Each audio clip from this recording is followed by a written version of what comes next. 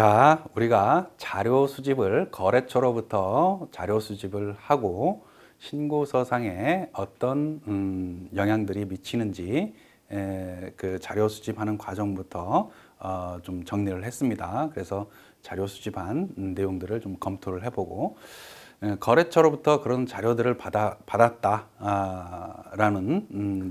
게 한 루트가 있는 거고, 그 다음에 홈택스에서 우리가 자료 수집을 하는 방법을 좀 살펴볼 겁니다. 잠깐 그 화면을 보면서 진행을 하도록 하겠습니다. 자, 홈택스에 로그인을 해서 홈택스에 들어왔습니다. 이 홈택스에 들어와서 그 거래처에 대한 정보를 수집을 하기 위해서는 세무대리인으로 등록을 해야 되겠죠. 세무대리인과 거래처와 거래처의 정보를 얻기 위해서는 수임 동의 절차가 필요합니다. 그러기에 앞서서 납세자의 정보나 뭐 이런 것들을 수임 납세자 등록을 해야 되겠죠. 새로운 거래처가 생겼다라고 하면 세무대리 납세관리 이 탭에서 등록 절차를 보통은 이제 기장대리, 신고대리 뭐 이렇게 나눌 수가 있는데 기장대리는 매월 우리가 기장료 출금하고 하는 뭐라 할까요? 계속적인 용역을 제공을 하는 그러한 거래처들을 이야기를 하고, 신고대리 대표적으로 소득세 신고할 때 신고대리들을 많이 등록을 하게 되죠. 그죠? 그럴 때는 그 신고한 소득세 신고할 때만 정보 제공이 이루어지는 그런 경우라고 보여집니다. 그래서 기장대리로 등록을 하게 됩니다. 그죠? 등록을 그래서 세무대리인은 우리 사무실이고, 개인사업자냐, 거래처가 개인사업자냐, 법인사업자냐, 비사업자냐 뭐 이런 거에 따라서 선택을 하게 되는 겁니다. 그죠? 그래서 법인사업자다라고 하면 그 사업자 등록, 개인사업자를 먼저 할게요. 사업자 등록 번호, 그 다음에 뭐 대표자, 주민번호 뭐 이런 것들을 관련된 정보들을 입력을 하게 됩니다. 그리고 수임 일자 선택을 해서 오늘 날짜다 뭐 이런 식으로 수임 일자를 기재를 하는 거고요. 그 다음에 그 세무대리 의뢰인의 정보 및 관련 서비스 제공해서 정보 제공 범위를 선택을 하도록 하고 있습니다. 52페이지에 뭐 그런 내용들이 나와 있죠. 그래서 타소득을 포함을 할 거냐, 해당 사업장에 해당하는 정보만 제공을 할 거냐, 뭐 이런 얘기를 할 수가 있죠. 법인 사업자 같은 경우는 뭐 해당이 없고요. 그 개인 사업자 같은 경우는 사업장이 여러 개가 있을 수가 있어요. 그럴 경우에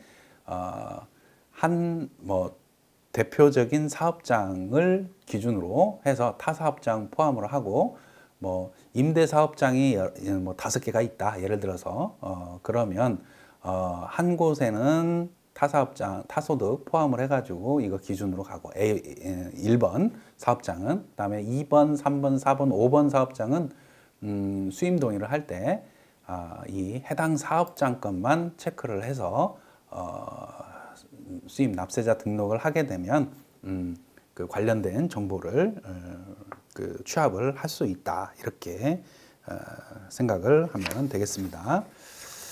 자, 이렇게 만약에 세무대리인으로 우리 세무회계사무소가 당신과 수임 계약을 했습니다 라고 등록을 하게 되면 그 거래처 같은 경우에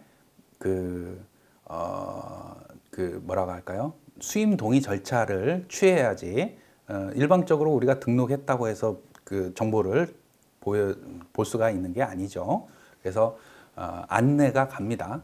그래서 새로운 거래처가 왔다라고 했을 때 저희가 수임 등록을 해놨으니까 홈택스에 들어가서 수임 동의를 해주세요라고 요청을 해야 된다라는 얘기입니다. 그래서 그 53페이지에 거래처의 수임 동의 내용이 나오죠.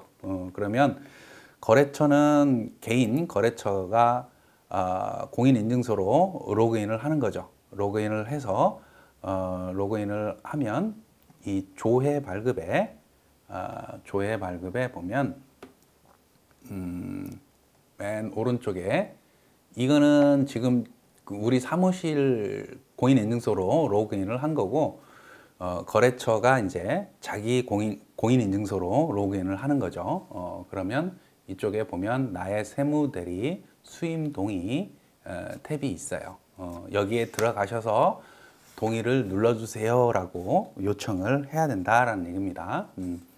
처음 사업하시는 분들 같은 경우에는 어디에서 무슨 정보를 뭘 체크를 해야 되고 뭐 하는지를 잘 모르죠. 그죠? 그렇기 때문에 여러분들이 안내를 잘 해야 된다라는 얘기입니다. 우선은 세무대리 수임 등록을 해야 될 거고요. 그죠?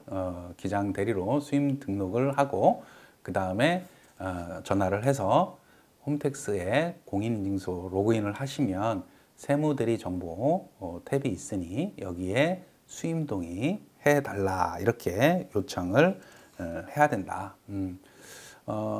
지금은 뭐 연세가 너무 많으신 분이다라고 해서 이런 절차를 취하기가 어렵다. 공인인증서도 없다. 그러면 어쩔 수 없이 세무대리 정보 이용 신청서를 서면으로 제출을 해가지고 수임 동의를 받을 수밖에 없다. 이렇게 보시면 되겠습니다. 53페이지에 가번이 지금 설명하는 내용이고 나번이 세무대리 정보 이용 신청서를 서면 제출하는 방법. 요즘에는 홈택스를 다 이용을 한다. 이렇게 전제를 하고 보시면 되겠다. 자, 그 다음에 그 밑에 보면은 이제 스크래핑이 있습니다. 스크래핑은 이 국세청 홈택스에서 우리 거래처로 수임 동의한 거래처들에 대한 정보를 세무사랑 프로가 세무사랑 프로그램이 이제 수집을 하는 그런 과정이다 이렇게 이야기를 할 수가 있습니다. 스크래핑 같은 경우는 회계관리의 데이터 연동, 그죠? 이쪽에 원클릭 텍스라고 해서 나옵니다. 이쪽에서 모든 정보들을 취합을 할 수가 있다. 프로그램상으로. 그래서 그렇게 하기 위해서는 어떤 홈택스에서 제공하는 자료들 중에서 어떤 정보들이 그 수집이 될 수 있느냐 뭐 이렇게 연결을 시킬 수가 있겠죠. 그 54페이지에 보면 스크래핑 가능한 자료의 범위라고 해서 첫 번째는 전자계산서, 세금계산서 내용이 나오죠. 우선은 하기 전에 뒤에서 다시 한번 얘기하겠지만 스크래핑 관련된 그 세팅을 회사 설정을 먼저 해야 됩니다. 그래서 예를 들어서 전자세금계산서 쫙 불러와줘야 되겠다라고 하면 공인인증서로 로그인이 체크가 돼야 됩니다. 그 다음에 신용카드, 법인카드나 신용카드 뭐 이런 것들을 사업용 신용카드나 법인카드 끌어오기 위해서는 아이디하고 비번, 홈택스, 국세청 홈택스의 아이디하고 비번을 거래처로부터 받아서 여기에서 로그인 체크를 해야 된다라는 얘기입니다. 그 다음에 뭐 우리 회사가 카드 매출이 많이 있는 회사다라고 하면 여신금융협회의 아이디, 비번을 체크를 해 주시면 그 로그인 체크를 해서 세팅을 끝내 놓으면 그 스크래핑을 할 수가 있다. 혹은 뭐 예를 들어서 온라인 전자상거래 매출을 확인을 하기 위해서는 오픈마켓들의 아이디 비번들을 여기서 기재를 하면 스크래핑을 할 수 있다 이렇게 보시면 되겠습니다. 자, 어쨌든 스크래핑 회사 설정을 해 놓은 걸 전제로 해서 이야기를 할 텐데, 그 원클릭 텍스는 전자세금계산서, 세금계산서, 계산서, 그 다음에 사업용 신용카드 조회하는 거, 현금 영수증, 매출 매입, 카드 매출, 이런 것들을 온라인 매출 조회, 이런 것들이 원클릭 텍스에서 스크래핑 가능한 자료다라고 이야기를 할 수 있습니다. 54페이지에 보면 가번이 전자세금계산서, 나번, 사업용 신용카드, 화물운전자 복지카드도 스크래핑을 할 수가 있겠습니다. 그 다음에 현금영수증. 그 외에 여신금융협회, 아까 얘기한 것처럼, 말씀드린 것처럼 그런 스크래핑을 할 수 있는 그 길이 있다. 그런 방법이 있다. 이렇게 보시면 될 것 같아요. 자, 그래서 실제 스크래핑 하는 과정을 한번 보여드리면 55페이지에 보시면 설정을 하죠. 설정. 그죠? 그래서 이 회사, 이 거래처가 되겠습니다. 거래처에 관련된 세금계산서, 현금영수증, 카드, 법인카드 내역, 뭐 이런 것들을 스크래핑 한다. 회사 설정을 해놓고 그 다음에 실제로 한번 해볼게요. 뒤에서도 다시 한번 해보겠지만 국세청 전자세금계산서 탭에 들어오셔서 보시면 이쪽 네 번째, 다섯 번째죠. 이쪽에 와서 전자세금계산서 불러오기를 누르면 매출세금계산서, 매입세금계산서, 매출계산서, 매입계산서, 원클릭 텍스는 이게 다 체크가 됩니다. 한꺼번에 다 불러와지기도 합니다. 그래서 원클릭이라고 이야기를 하는 거죠. 뭐 혹시 뭐 한번 예를 들어서 확정 4월 1일부터 5월 1일부터 5월 31일까지 거를 한번 불러오자. 이렇게 불러오게 되면 홈택스에 들어가 가지고 그 세금계산서, 계산서 자료들을 쭉 프로그램에 끌어온다. 이런 얘기입니다. 그쵸? 엄청 편한 세상이 됐습니다. 그쵸? 그래서 뭐 매출 계산서, 면세 계산서, 면세 매출은 없는 그런 회사다라는 얘기입니다. 그래서 이렇게 자료가 끌어와집니다. 이거는 국세청에 있는 자료가 우리 세무사랑 프로그램에 들어온 거고, 이 자료를 가지고 이 자료를 회계 처리를 하는 거죠. 그죠? 메인 매출 전표에 보내야지 되는 거죠. 어쨌든 이런 식으로 우리가 스크래핑을 할 수가 있다라는 얘기입니다. 이거는 간략하게 보여드린 거고,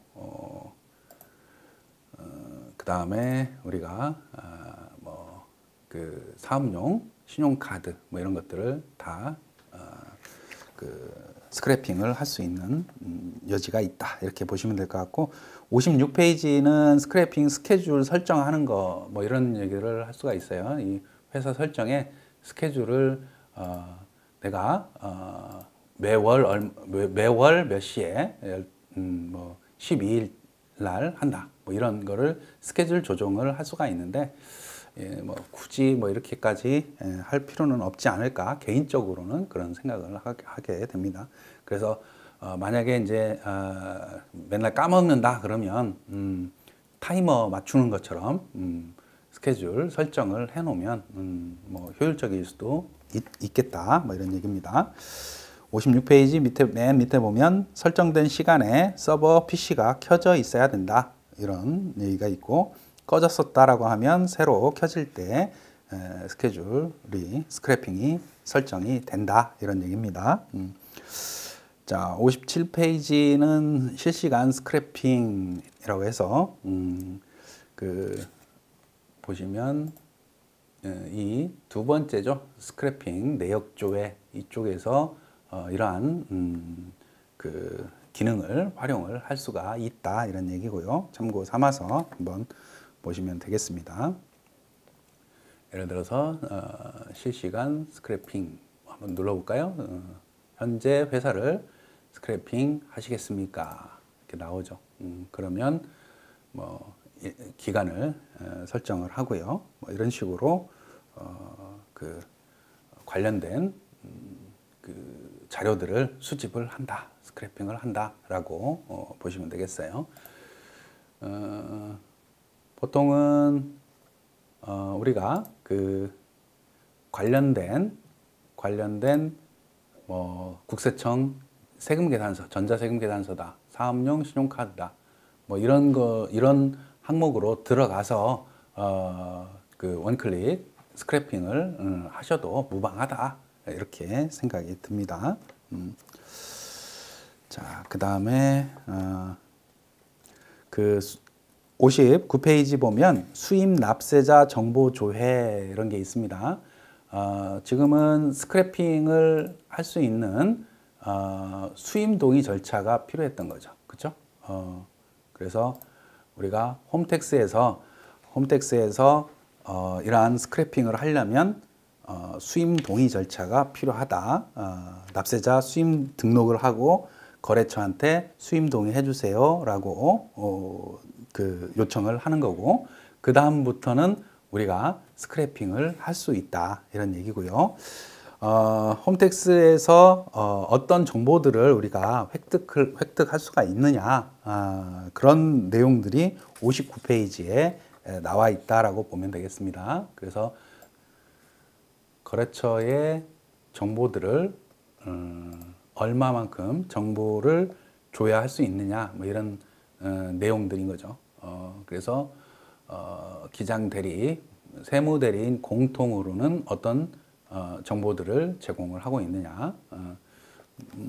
대부분 예정 고지세액을 조회한다든지, 여기 보면은 전자세금계산서 조회도 있고요. 그죠? 전자세금계산서 조회를 하면 거래처 수임 사업자 등록번호로 이제 조회를 할 수가 있습니다. 그래서 선택해 가지고 조회를 하면 그 거래처에 세금계산서 발급한 내역들을 조회를 할 수 있다, 뭐 이런 얘기고요. 신용카드 판매 대행 매출 자료 조회, 뭐 이런 내용들이 나옵니다. 이게 신용카드 사업자 등록번호를 예를 들어서 하나만 넣어볼게요. 221 30 이런 식으로 조회 이렇게 하면 거래처 우리 거래처의 신용카드 매출 자료, 그죠? 신용카드 제로페이 매출 자료, 여기 보니까 현금 영수증 발행 금액은 제외됐다 이런 얘기예요. 그래서 지금까지 카드 매출분이 이거는 포스상의 매출이 되겠다라는 얘기입니다. 그 다음에 판매 결제 대행 매출 자료다라고 되어 있는데, 이런 것들을 쭉 보면은 어떤 내용이 나와요? 보면은 오픈마켓들이죠, 그죠? 쿠팡, 카카오, 우아한 형제들, 이런 배달 앱들도 나오고요.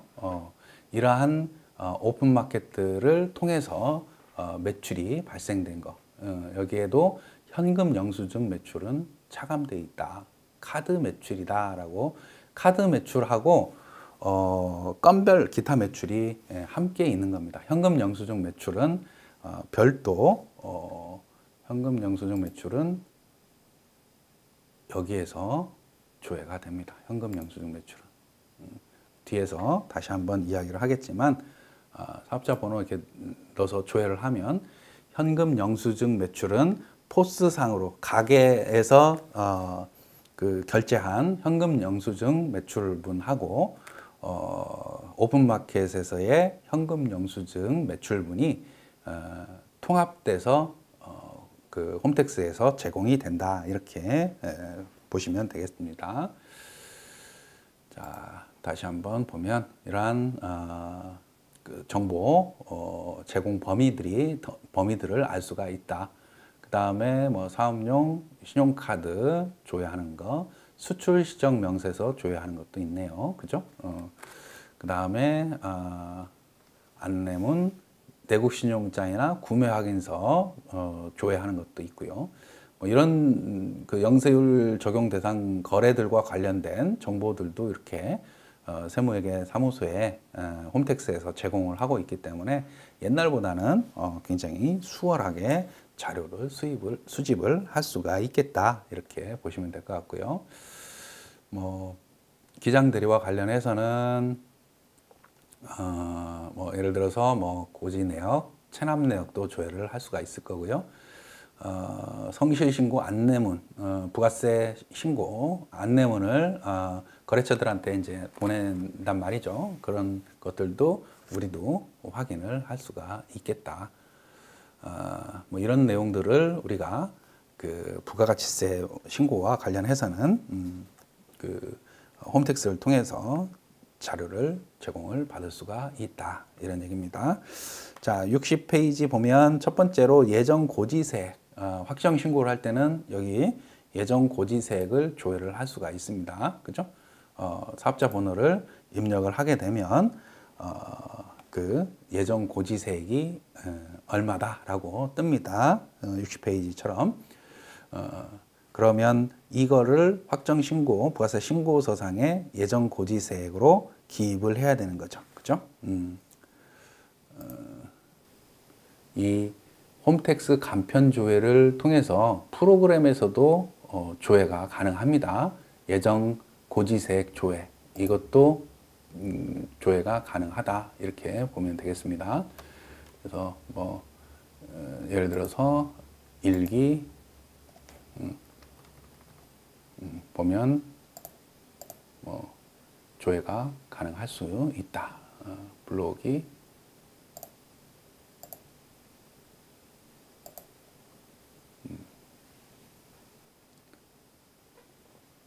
순두부라는 회사 같은 경우는 홈택스에서 조회도 가능하지만 수임 동의가 되어 있기 때문에 간편 조회를 통해서도 프로그램 상으로도 스크래핑을 하는 거죠. 그죠? 근데 이제 이렇게만 해서는 좀 확신이 들지 않기 때문에 홈페이지 국세청 홈택스 홈페이지 상으로 이런 것들을 다 출력을 해 놓고는 있습니다. 그렇죠? 그게 60페이지에 그런 관련된 내용들을 살펴볼 수 있겠습니다.